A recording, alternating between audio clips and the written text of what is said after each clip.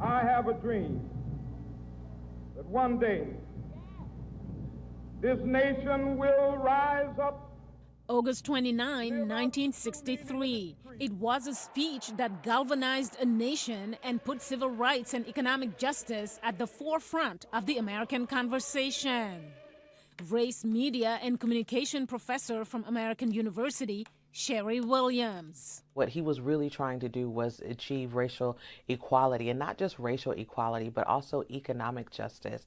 We know that right before he died, he was working on the Poor People's Campaign, and he was in Memphis working with sanitation workers who were on strike, who were basically just striving for a living wage.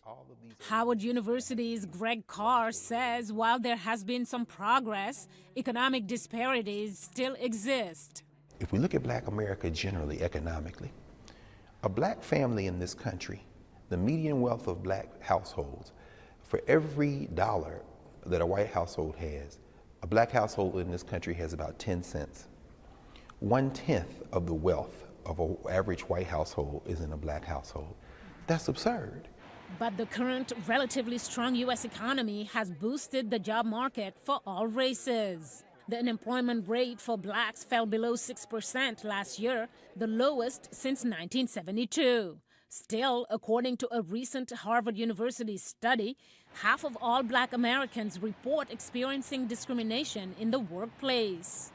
Jonas Beshaured is a software engineer working in Silicon Valley.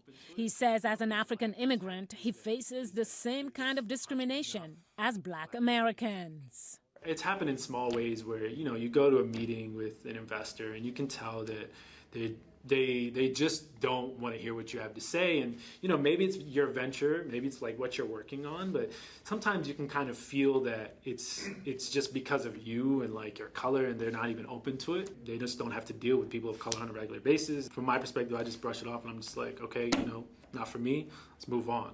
Police brutality in predominantly African-American communities is another source of concern. No justice!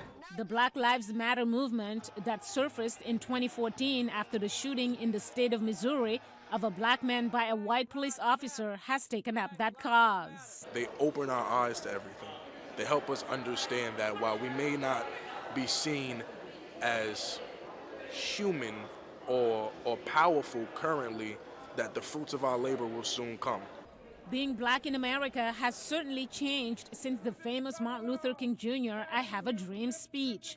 America twice voted for an African-American president in 2008 and again in 2012.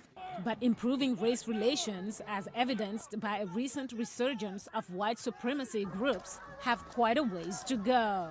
Mariama Diallo, VOA News, Washington.